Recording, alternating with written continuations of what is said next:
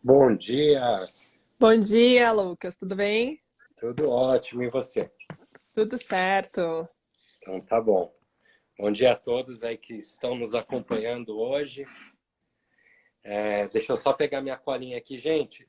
Eu já queria começar essa conversa nossa com a Fabiola,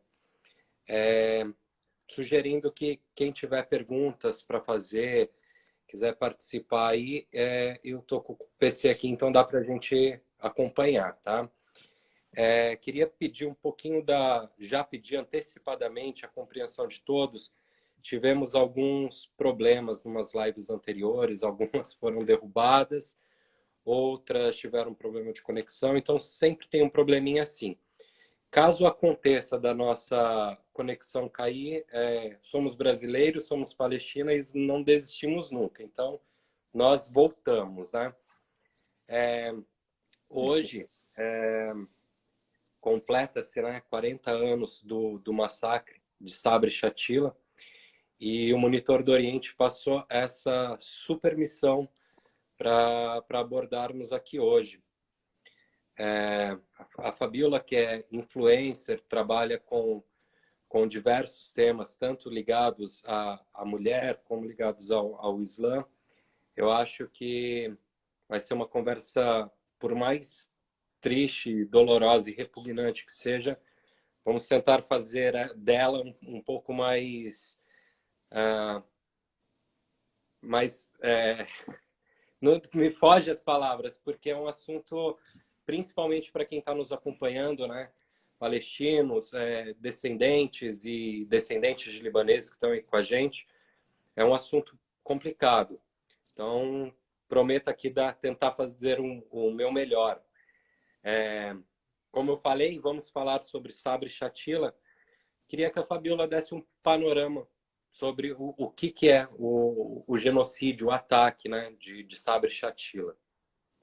Sim, primeiramente, bom dia a todos, né, que estão aqui nos acompanhando. Lucas, obrigada, né? Obrigada, Monitor Oriente, pelo espaço. É muito importante a gente lembrar, né, do massacre. Isso é uma forma de resistência. Na verdade, essa live é resistência, né, ao povo palestino. Então, é sempre importante trazer as memórias, né? E exatamente hoje, né, no dia 16 de setembro, há 40 anos, né, aconteceu um massacre no campo de refugiados de Sabra e Shatila, né, onde as forças né, israelenses protegeram ali o campo para que os palestinos não saíssem de lá, onde deu a abertura aí para um grupo da extrema direita da Falange Cristã, né, assassinar, né? E aí os documentos provam que foi mais ou menos de 3 mil a 4 mil vítimas, né, nesse acontecimento. Isso daí já foi um curso, né? Na verdade, já aconteceu algo antes, né? Então a história se repetiu, na verdade, porque nessa época, né, o Israel tinha invadido o Líbano, né, na procura da OLP, né, que é a organização da libertação, que era a Organização da Libertação da Palestina. Então é algo que já existia nessa invasão, porque na verdade Beirute na época ela era um polo, né, um polo muito principal da luta de resistência palestina, né? Então foi algo muito violento, porque o ataque, né, o massacre ficou 62 horas, né? E à noite eles também não pararam, né? Porque aí esse grupo pediu a permissão, né? Ou seja, pediu a ajuda, né, das forças israelenses iluminarem os lugares, né? Então eles atiravam, né? Os eliminadores para que eles pudessem continuar o massacre nesse campo, né? No campo ali de Sabra e Shatila, que é no bairro ao lado, né? Então aconteceu isso, algo que foi silenciado, né, pela comunidade internacional, então teve o silêncio ali de árabes também, porque é algo que aconteceu e ninguém ficou sabendo. Isso também, esse episódio aconteceu com o auxílio, né, do então ministro da Defesa da época, né, o Ariel Sharon, que permitiu que isso acontecesse. Na verdade, ele saiu impune na época, mas um ano depois abriram um inquérito contra ele e responsabilizaram ele pelas 3 mil a 4 mil mortes, né, de palestinos. Então, isso é algo muito pontual na história. Depois, né, ele foi ministro, primeiro-ministro, né, de Israel. E e onde ele foi até demitido, né? Porque de fato é algo que teve essa cumplicidade, né, das forças israelenses. Então isso foi uma consequência desde Nakba, né, o Lucas? Eu sempre falo que a gente precisa entender a história a partir dos pontos principais. Se a gente sabe da história a partir, né, do Estado de Israel, da construção dele, desse projeto político, a gente tem uma história. Né? Se a gente sabe de todos esses acontecimentos e Nakba, né, em 1948, qual foi o principal, a gente tem outra história. Então é interessante, né, falar sempre para as pessoas engajar a luta dos palestinos para a gente entender todo esse curso que vem até agora, né? Semana passada morreram 10 palestinos na faixa de Gaza também, então algo que vem acontecendo, algumas organizações, umas ONGs, né, palestinas de mulheres, elas também foram encerradas pelo Estado de Israel, onde não há evidência nenhuma sobre essa suposta ato terror, né, como os palestinos são vistos, né, pela mídia ocidental como terroristas, né? Sempre que se fala sobre Palestina, às vezes até apaga essa identidade palestina para deixar em evidência que são terroristas, ou seja, só estamos nos protegendo, né? Que isso é uma propaganda muito pontual dos Estados Unidos e de Israel fazer isso, onde se tem o bem e o mal, né? O bem versus mal, onde só tem esse dualismo e que precisa ser combatido, e os palestinos é esse terror, né? Então é muito importante a gente entender toda a história para a gente entender sobre as resistências, sobre os movimentos, né, pró-Palestina. E é isso, eu acho que é uma introdução aí do que foi, do que está acontecendo, do que está sendo, né? Eu concordo plenamente contigo a respeito de contextualizar a história para a gente poder chegar no que é hoje. E recentemente eu também tenho trabalhado num livro e eu trabalho exatamente dessa forma. A violência que é empregada hoje, ela é reflexo, no mais próximo que a gente consegue chegar desse reflexo, no meu entendimento, é 1948. Então a gente precisa entender isso para poder entender melhor esse contexto, essas agressões. Eu queria só fazer uma pontuação aqui. A Carol VLA perguntou sobre a militância islâmica, a representatividade feminina. Eu não sei se as representantes que você tem lá são as mesmas que as minhas, mas eu aprecio muito Leila Khaled, Jana Jihad e Ahed Tamimi. Duas eu Sim. consegui entrevistar.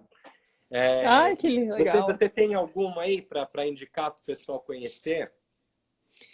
São as mesmas, né? Na verdade, a gente vai falar das mulheres hoje, né? Que também fazem um trabalho aí para a Palestina. Tem a Karine Garcês, né? Que tem aí livros, né? Que ela documentou quando ela esteve em Gaza, né? Tem a Soraya também, que é uma jornalista, né? Que fala sempre, ela sempre está fazendo seus textos, seus artigos, sempre nesse lugar de resistência, né? Então, acho que a mulher, a doutora Franci Rose também, ela sempre está falando sobre a Palestina, e isso é muito importante, a gente sempre engajar, nunca esquecer, né? Então, se eu estou num lugar, eu tenho que vir trazendo esse símbolo, né? O símbolo da resistência, falar sobre os palestinos. Acho que caiu. A Caiu, Karine Lucas? e a professora... Oi, tá me ouvindo? Alô? Tá me E eu? ouvindo? Gente, Opa, voltou. só me dá um Voltou? sinal. Minha conexão voltou? Para mim, sim. A Karine, você falou da Karine e da professora Franci Rose. São duas amigas queridas também que fizeram uma grande contribuição para esse livro que eu estou escrevendo. E acho legal essa pergunta que fizeram a respeito da militância feminina, porque assim, a gente abordando o assunto Sabri Chatila, né? Durante o ataque, essas 72 horas de ataque, as maiores vítimas foram exatamente mulheres, crianças inclusive gestantes, né, que tiveram os corpos estripados e os bebês retirados do útero.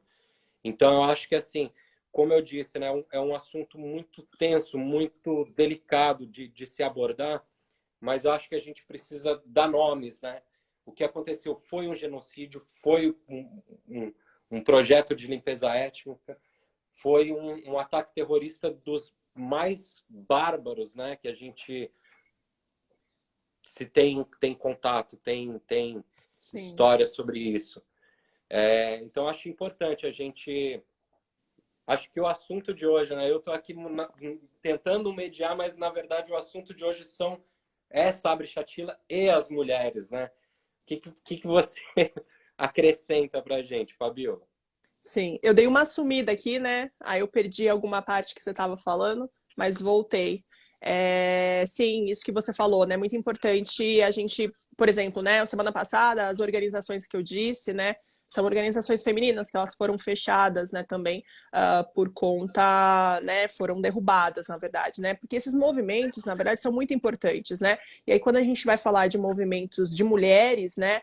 O Ocidente tem sempre aquela imagem, né, que a mulher ela não tem força nenhuma, né? Então, a verdade é que querem enterrar nessa luta feminina, né? Então, se a gente for pensar de todas as mulheres, né, que estão ali na luta e que vai falar da Palestina, elas são silenciadas muitas vezes, né? Então, é muito importante que isso tenha e mulheres venham aí essa coisa da mulher, né, não ter voz, né, que elas são assim mesmo, né? Na verdade, é esse silenciamento que a gente tem que barrar, né? Na verdade, sim, elas têm a luta delas, mas as pessoas silenciam, né?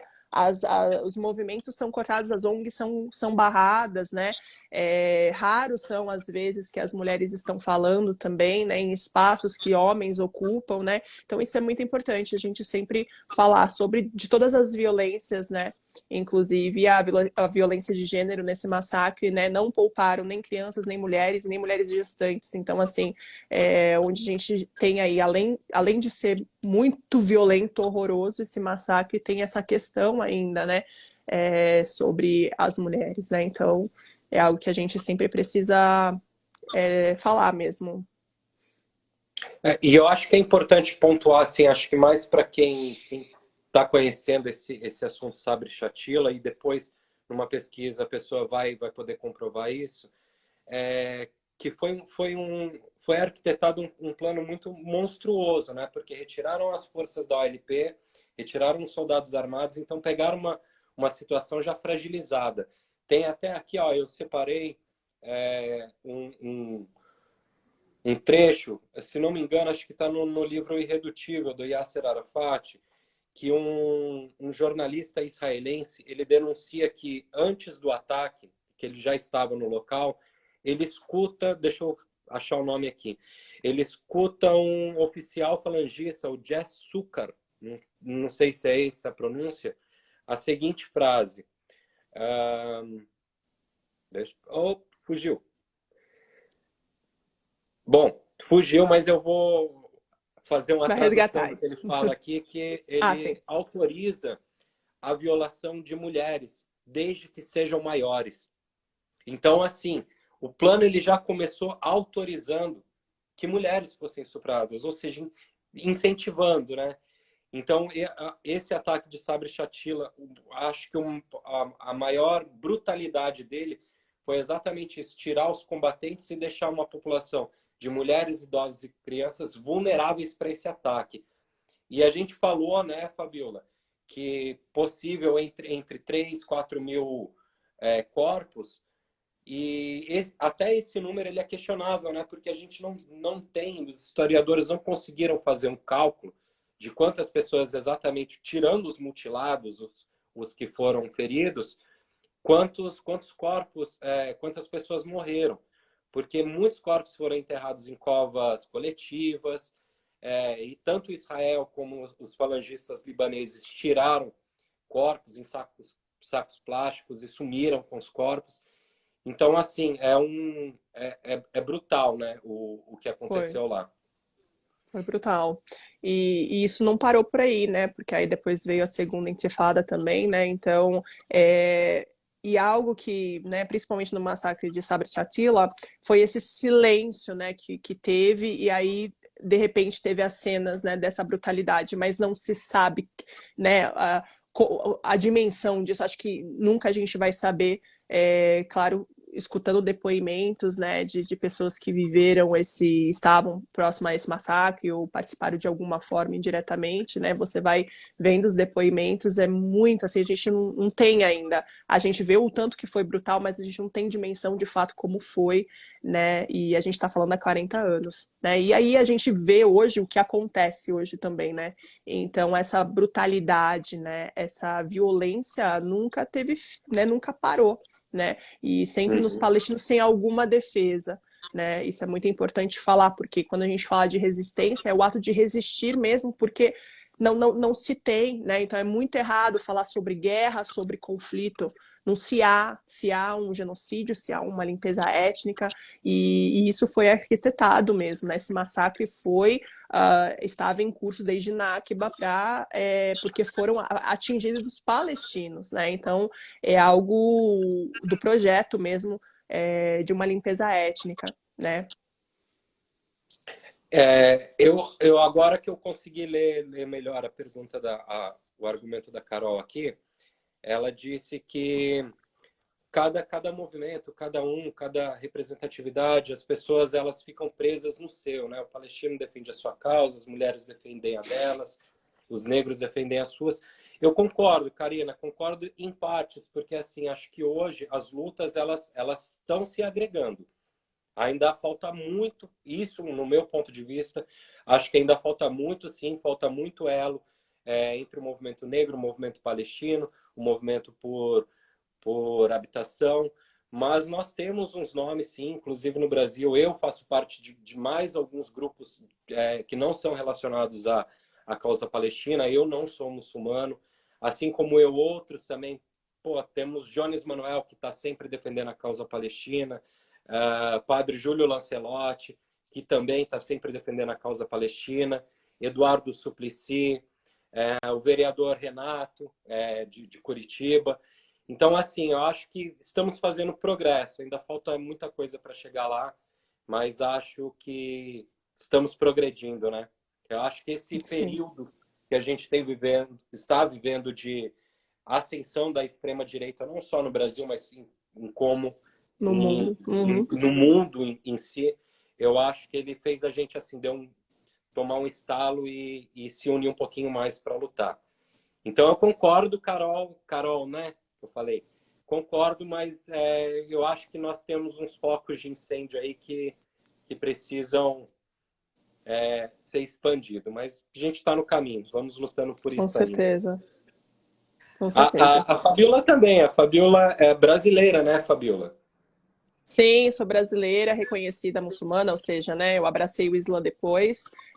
O meu marido, ele é palestino, né, ele é brasileiro, palestino, morou lá a infância dele inteira, então até se ele estiver assistindo, ele tem propriedade um pouco melhor para falar, né, sobre todas essas violações e a resistência. Eu fui à Palestina as duas vezes eu pude presenciar o que de fato é um checkpoint, o que de fato é os controles israelenses, né? E eu sendo brasileira, eu posso testemunhar que eu não fui bem tratada em momento nenhum. Então, essa violência, né? Esse medo que se tem é real, existe, né? Então não é só esses episódios, a gente está falando do massacre, né? Dos 40 anos de massacre de Sabra e Shatila, mas não é só esse ponto, né? A violência não parou ali. Né? Então a gente tem que sempre mostrar que há muita violência, que há muito silenciamento na vida cotidiana do palestino.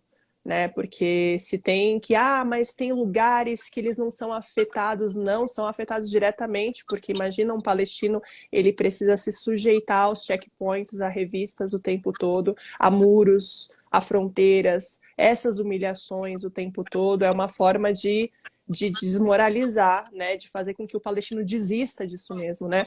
E os palestinos eles sempre estão ali nas memórias, né, trazendo toda a história. As histórias, na verdade, dos palestinos são contadas, né? Eles contam para que nunca esqueça e precisam ser contadas e recontadas para que nunca caia no esquecimento, trazendo todas as suas danças, culinária, vestimentas, né? Que até isso também está sendo apagado, está sendo roubado. Então, isso tudo é um projeto, né? Um projeto de limpeza étnica mesmo. Então, as histórias precisam ser contadas, né? Então, eu sou e você é brasileiro que conta a história sobre os palestinos e que querem retornar um dia e que vão retornar um dia, né? Então, isso é muito importante. Esse é o engajamento, né? Que as pessoas precisam fazer, engajar na luta, entender o que é isso, né? E assumir isso e dizer que não existe ali realmente um apartheid, né? Existe realmente um genocídio ali, o qual né, se estendeu há tantos anos, né?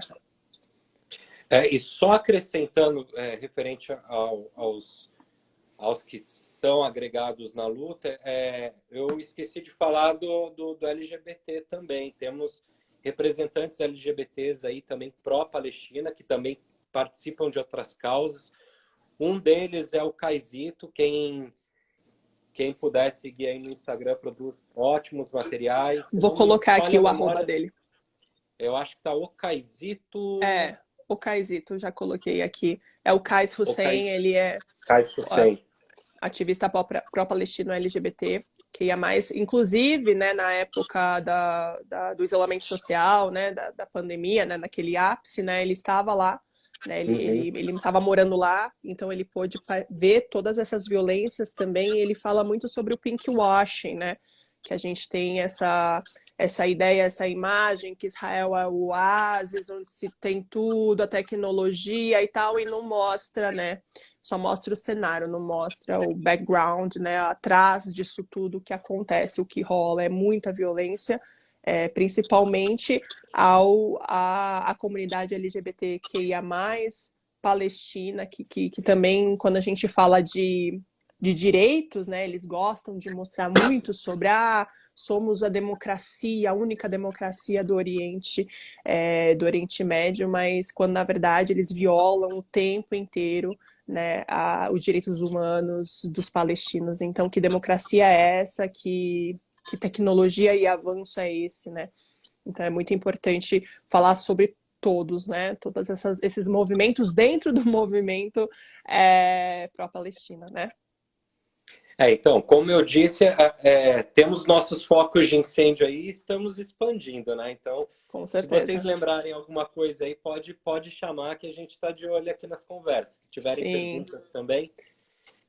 Fabiola, agora ainda referente, né? Porque está dentro do tema, referente a Sabra e Shatila, essa semana o nome Sabra, né?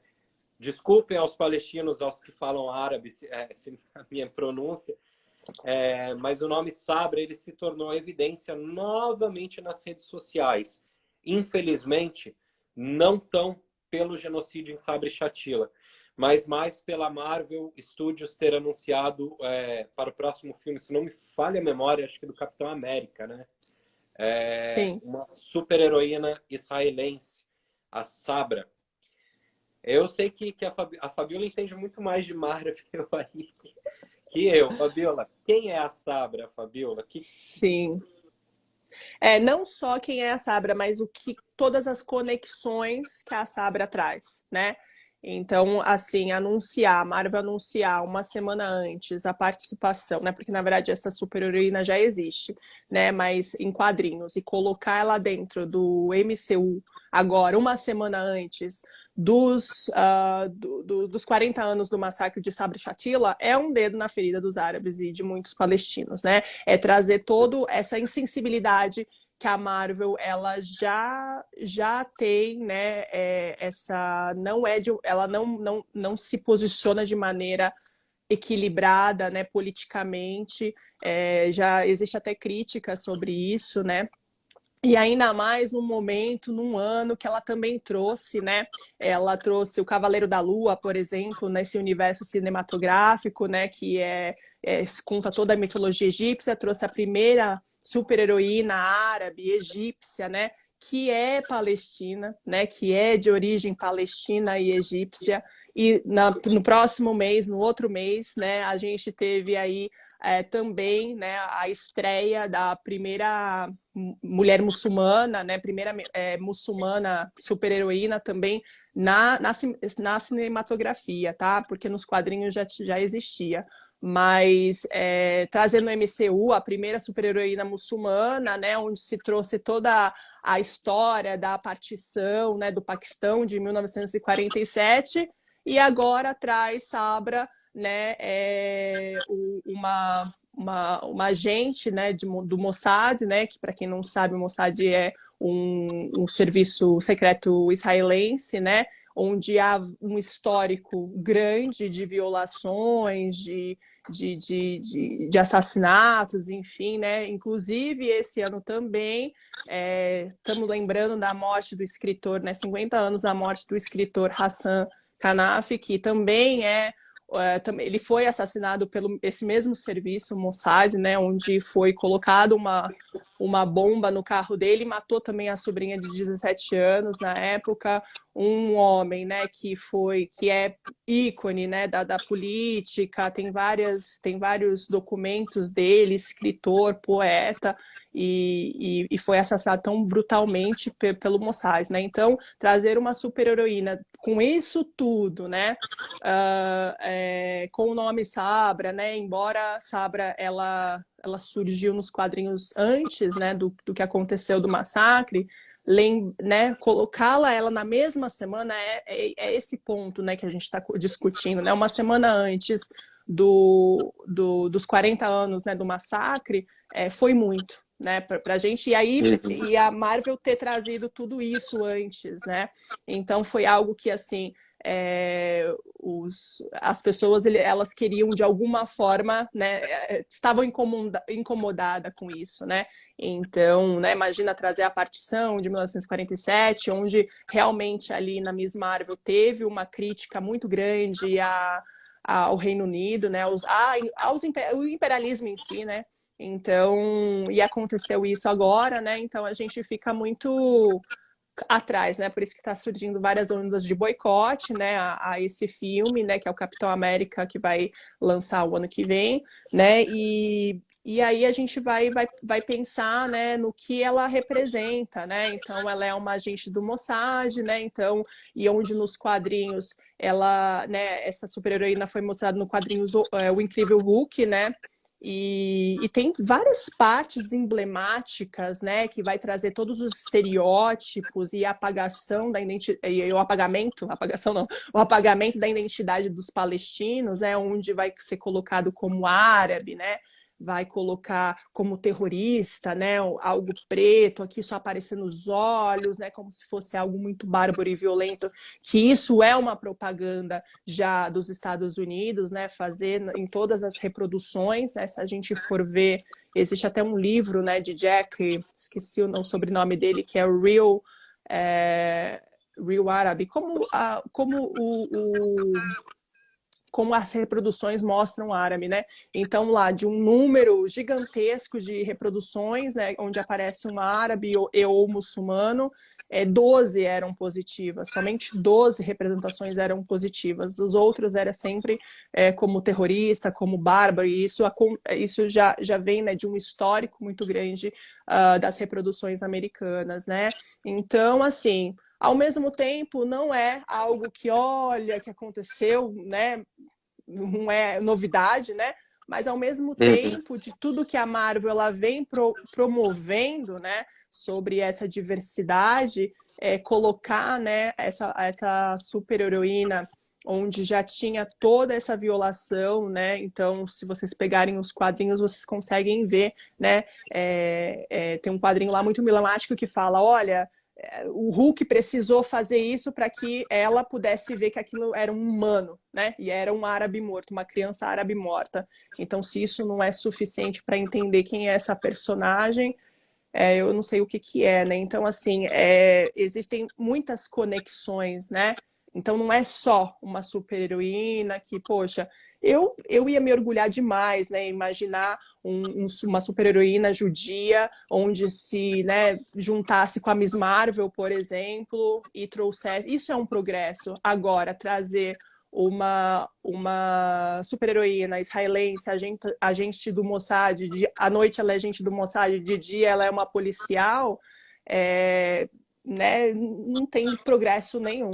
É só realmente mais violações e silenciamento e todo esse lugar de terrorismo, né, que querem sempre dizer que os palestinos são terroristas. Então, apagamento da identidade, né, são violações aos direitos humanos, ou seja, e sem nenhuma defesa, né? A gente não sabe como que a Marvel de fato vai trazer essa super-heroína, mas os quadrinhos, se é uma adaptação dos quadrinhos, assim como foi, né, Miss Marvel, Cavaleiro da Lua, é uma adaptação dos quadrinhos, pode ser que não mude muita coisa, né? Que vai ficar essa propaganda sionista para dizer o quanto né, eles são bons e existe um mal que precisa ser ali combatido, né? E vai trazendo essa reprodução. Então é algo que, né, que a gente precisa falar, né? De tudo isso. O nome Sabra também é interessante dizer que significa cacto, né? E também esse termo ele foi cunhado lá em 1940, depois de Nakba, para dizer que Sabra significa a pessoa que é oriunda, né? Que é de Israel, natural de Israel, né? Então é mais um apagamento também para os judeus, né, árabes, né? Porque eles não são Sabra, por exemplo. Sabra é só quem veio a partir da construção do Estado de Israel, né? Então, olha só quantas coisas, né, traz. Então, isso é muito importante a gente estar atento.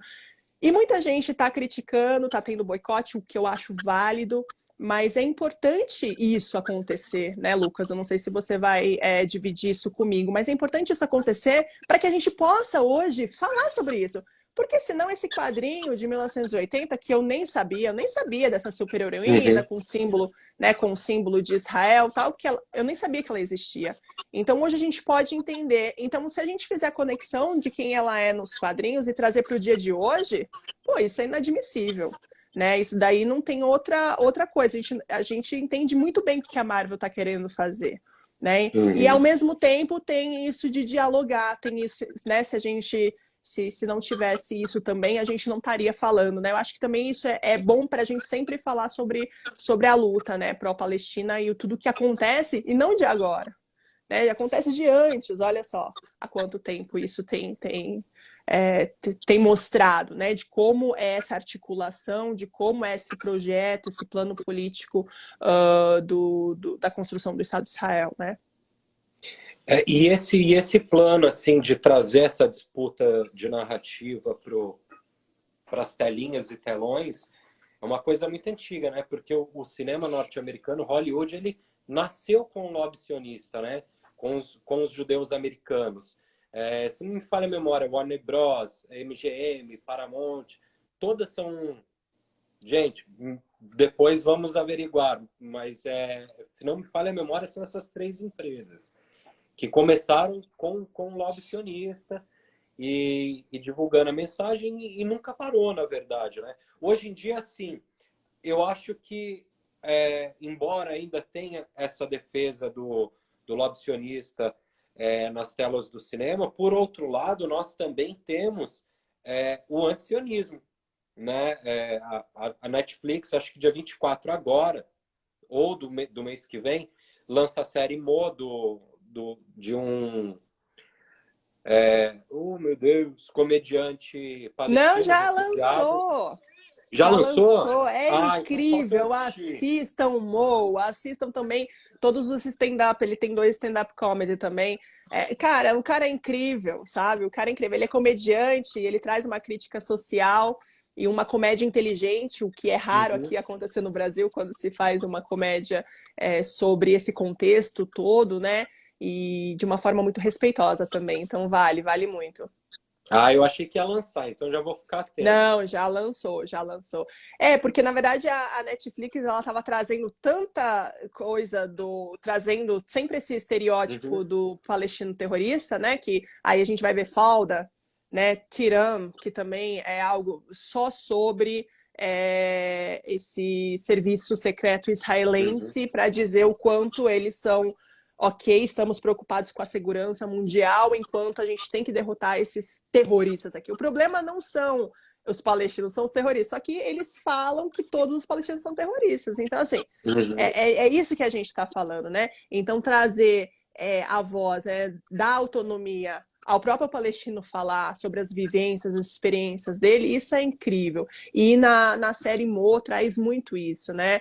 De como ele está tentando viver ali nos Estados Unidos, né? Tentando asilo, ele é ilegal nos Estados Unidos, mas isso vem de toda uma experiência que ele teve, né, da Guerra do Golfo. Então, cara, trazer essas histórias dentro né, dessa cinematografia americana, assim, para mim é revolucionário, assim como a Miss Marvel também foi.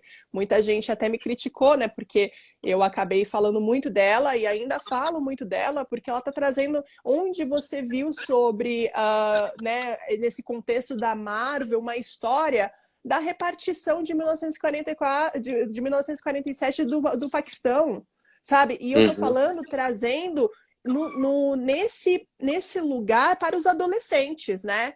Então, assim, isso também é muito importante, mas ao mesmo tempo a gente sabe que também é uma jogada, uma tática neoliberal, né? De trazer essas pessoas, né? Dando uma certa autonomia que não é autonomia nada, né? Para trazer isso, para não ficar aquela coisa do a Marvel não se posiciona. E ela não se posiciona mesmo, né? Se ela quisesse ser política mesmo, ela traria também um super-herói palestino para dizer todas as violações que Israel faz, falar sobre Nakba, né? A esse Uhum. pessoal, a essa parte adolescente, né? Que precisa muito conhecer essa história toda, né? Não é pegar de agora, discursinhos de agora, né? Né, vamos dizer aí, do 11 de setembro para cá, e sempre vendo a cultura pop sempre naquele lugar, né? Olha, eles são inimigos, eles são bárbaros, realmente, temos que matar, porque Uhum. senão, né, vão acabar com o Ocidente. Então, assim, isso para essa galera foi muito implantado mesmo. Né? Então tem uma construção aí, um pensamento de que não, lá não é, não, lá não são civilizados. Então existe, ainda bem que existe, né, uma segurança ali que mata essas pessoas, né? Então assim, mas não é isso. A gente precisa entender, pegando a história toda.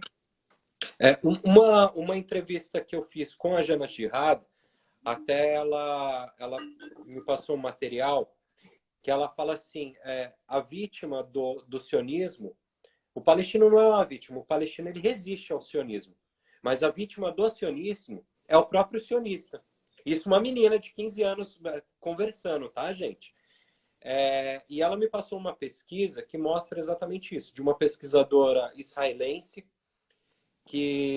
professora, historiadora, que ela fez um levantamento sobre os livros didáticos sionistas, os livros didáticos israelenses, e eles, desde o ensinamento na escola, que para eles é ensino fundamental, ensino infantil, eles fazem esse apagamento da história do palestino, né?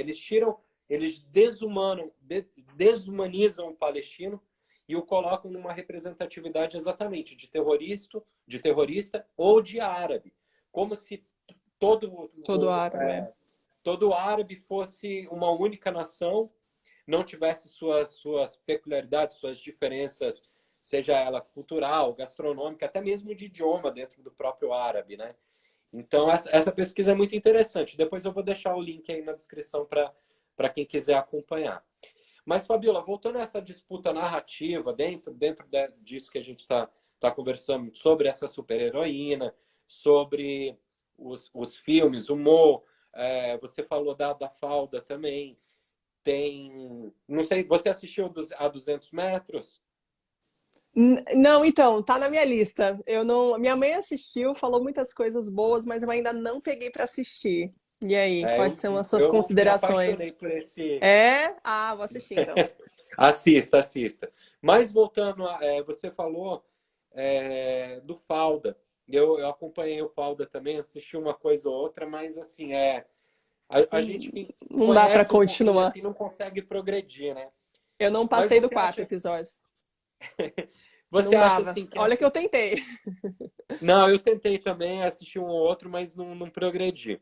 Mas você acha assim que o próximo passo, a próxima intifada palestina, cai para dentro dessa série digital, dessa disputa da gente, eles lançam uma coisa, a gente precisa resistir e lançar outra para poder educar, porque fica difícil, né? Principalmente agora, tentando concorrer com a Marvel, mostrando, gente, olha, isso que a Marvel tá falando não é assim. Você acha Sim. que essa guerra, assim, por assim dizer, mudou de campo? Ah, eu acho que sim. A cultura pop hoje, né? Existe essa, tá aberto para essa diversidade, para trazer todas as pessoas, né? E de um tempo para cá eu vejo muito, né? Nos Estados Unidos, principalmente, né? Muitos documentários dos próprios muçulmanos, árabes, né? Fazendo né, mostrando essa experiência, eu sempre tô ligadona. Então a gente tem Rami, por exemplo, que foi acho que foi a série do ano retrasado, que vai trazer a história de um egípcio dentro dos Estados Unidos pós 11 de setembro, o que ele passou, como que foi de fato a vivência dos muçulmanos americanos, né? Como foi tudo isso. Então realmente existe essa parte até eu vi aqui, ó, a palavra desumanização, né? A desumanização, e não só isso, a demonização, né, do árabe ou muçulmano na cultura pop, mas também tem esse pessoal que, inclusive, muitos foram atores, atores terroristas, trazendo esse outro conteúdo. Então, nós temos ali o Mark Ari... Ai, eu Ruffalo? esqueci o... Olha, tem muitos, hein? Tem um que participou do filme O Presidente 2, que é o Mojrabi. Ele é iraniano. Hoje ele tem um stand-up comedy para falar assim: olha, fui terrorista do Chuck Norris. E é muito Uhum. engraçado porque ele vai trazendo uma pegada de comédia, mas trazendo uma crítica social muito dura, dizendo que, olha, eu tava louco, né? Tem também o mais conhecido agora, ele é paquistanês, até ganhou o Oscar, né, do Som do Silêncio também. Esqueci o nome dele agora. Ai, me ajudem aí a lembrar o nome dele.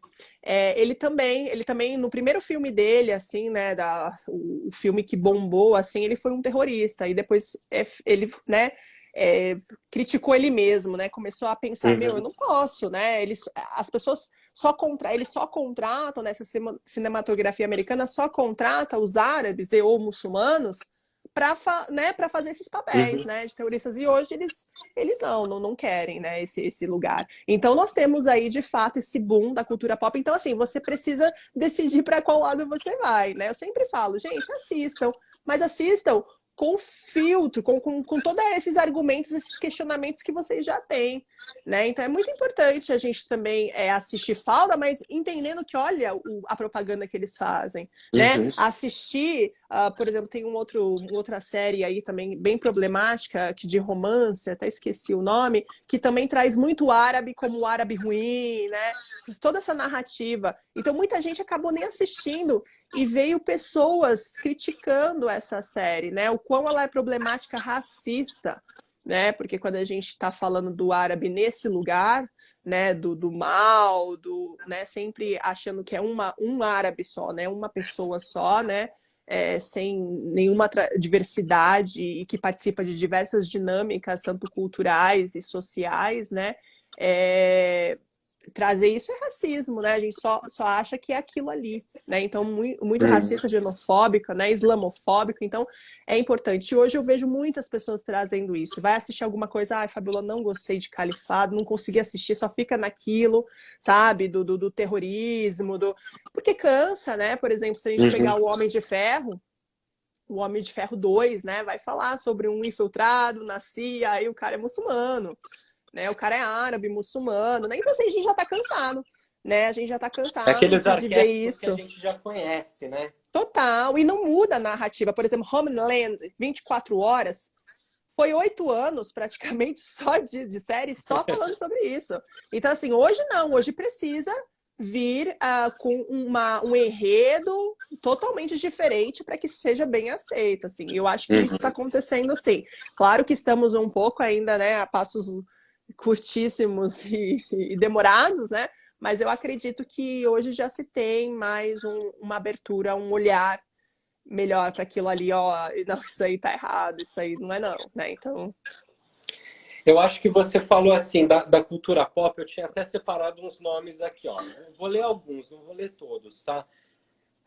Mark Ruffalo, Rihanna, Roger Waters, Cristiano Ronaldo, Penélope Cruz, Coldplay, Whoop Goldberg, Selena Gomez, Morgan Freeman, dentre outros. Todos eles estão muito ligados à causa palestina. O Cristiano Ronaldo, até ele hoje, separando esses nomes, até ele hoje ele ganhou um prêmio do futebol, Chuteira de Ouro, e ele leiloou esse prêmio, arrecadou 1,3 milhões de euros e doou para a construção de escolas em Gaza e Cisjordânia. Então, assim, todos esses nomes, eles contribuem, né? Porque fazem assim, pô, a molecadinha aqui que tem o Cristiano Ronaldo como herói, pô, mas espera aí, deixa eu ver o que é isso aqui que ele tá doando prêmio, né? Por quê? Então, acho que assim, essa contribuição é muito grande, né, para a causa palestina. Infelizmente, a gente não vê isso numa expressão como no Brasil, né? A gente não tem muitos assim que se manifestam pró-Palestina, e quando se manifestam ainda é uma coisa bem discreta, né? Bem amedrontada. Você, assim, como brasileira, com todo esse laço muçulmano, esse laço palestino que você tem, como que você atribui isso? Porque o que falta para nós, brasileiros, nossa comunidade brasileira, principalmente esses ídolos, se posicionarem nessa contribuição? Sim, não ter medo, né?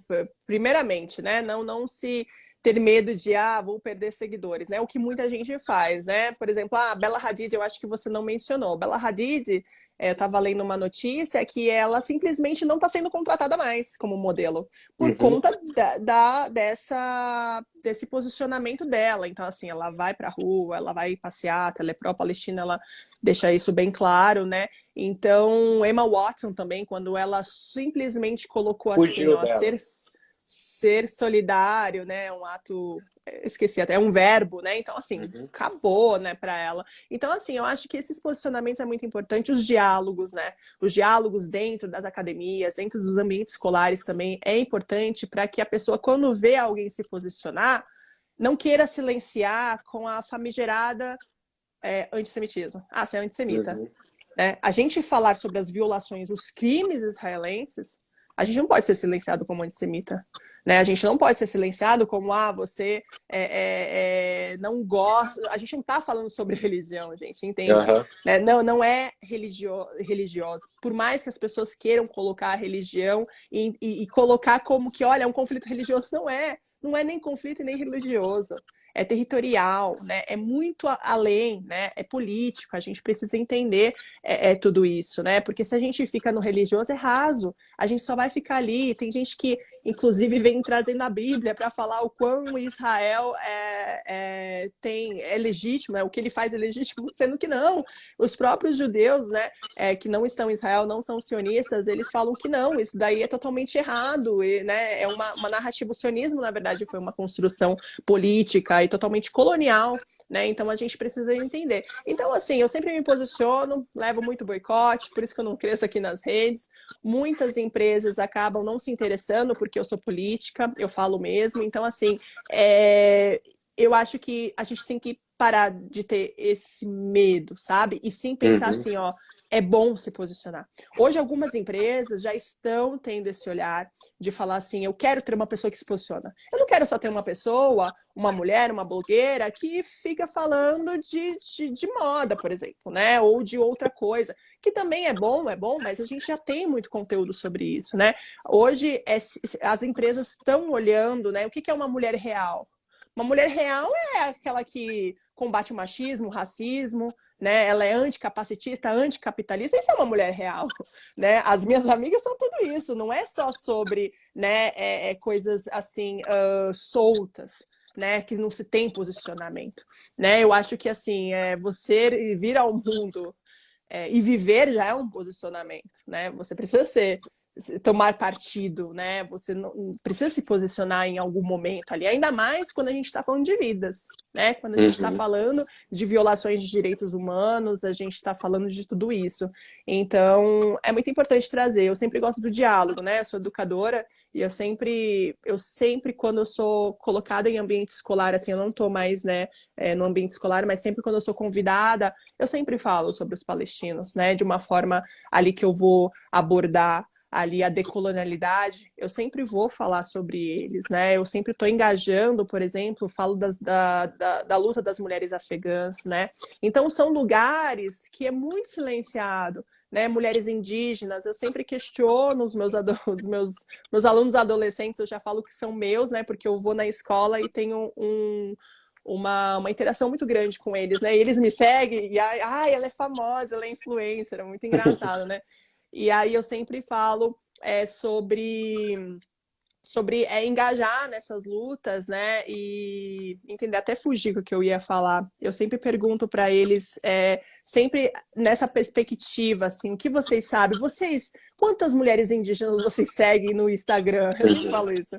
Né? Quantos palestinos você segue? E aí, e os movimentos, né? Quantos negros, né, você segue na internet? Então, assim, isso né, traz, né, o adolescente para a realidade que ele vive. Se ele está no Instagram, se ele está, sei lá, no TikTok, né, então ele, né, nem pode falar TikTok, senão vai ser derrubado aqui. Realmente trazer, né, a realidade dele para que eles sigam essas pessoas e consumam esses conteúdos, né? Uhum. E só pegando um gancho seu aí, até o termo antissemita é errado quando a gente é acusado de, por exemplo, postagens minhas, e acho que você já deve ter sido acusado de antissemita também. Gente, quando acusarem de antissemitismo, dá uma olhadinha lá e fala, não, somos antisionistas, antissemitas jamais. Um outro gancho também do que você falou, vou até usar um meme que ficou meio clássico, neutro é sabonete, né? A gente precisa assim, se posicionar, eu me posiciono, você também, eu acho que se posicionar hoje é uma questão de sobrevivência e luta por humanidade, né? Fabiola, eu acho que foi uma das lives mais rápidas que eu já fiz aqui no Monitor do Oriente. Só para a gente finalizar, deixo aberto para você fazer suas considerações também, mas eu queria pedir uma super dica de qual deve ser a nossa postura assim que esse filme do Capitão América com essa heroína Sabra for lançado. Quais são os passos que temos a seguir aí? Sim, a gente precisa, né, criticar, a partir a gente não sabe como que vai ser, mas se é uma adaptação dos quadrinhos, como eu tinha falado, vai vir uma adaptação racista, xenofóbica, né, uma adaptação onde vai colocar o palestino como terrorista, né, esse apagamento do palestino, não vai ser falado palestino, né, porque eu acho que o maior agressão assim para eles, né, que eles veem isso, é falar Palestina. Quando eu estive na Palestina, eu sempre falei que eu ia para Palestina. Me perguntava, né, no controle israelense, onde você vai? Eu vou para tal lugar, Palestina. E aí eu fui realmente retrucada e eu não parava de falar Palestina, né? Porque é isso, é sobre isso, é esse apagamento que eles querem. Desde quando a pessoa está indo lá, né, turista, eles não admitem isso, né? Então isso aconteceu nos quadrinhos em 1980. E se é uma adaptação, não tem como fazer uma adaptação de uma super-heroína que vai apagar a própria, como que fala, a narrativa inteira dela, né? Então a gente precisa ver, a gente precisa de fato estar ali antenado como que essa personagem ela vai vir, né? Muita gente já está boicotando, falando que não vai assistir. E eu também acho que é muito válido o boicote, faz parte do BDS, né? Boicotar é uma ótima ferramenta que a gente usa para resistência mesmo, para trazer sobre a vida dos palestinos e tudo que eles passam, né? Então é muito importante a gente subir as hashtags. É uma trend até já no Twitter, né? Boicotando esse filme, então eu acho muito importante, né? E também criticar o porquê que tá trazendo essa personagem agora, depois de trazer né, tanto avanço ali no sentido de árabes e muçulmanos, né? Então a Leila Faluli, né, que foi do Cavaleiro da Lua, pô, ela é egípcia palestina, né? Então assim, ela foi para Marvel, né? Então assim, por que que depois disso, o que aconteceu, né? Foi um incômodo aí do lobby sionista? Obviamente a gente sabe a resposta, né?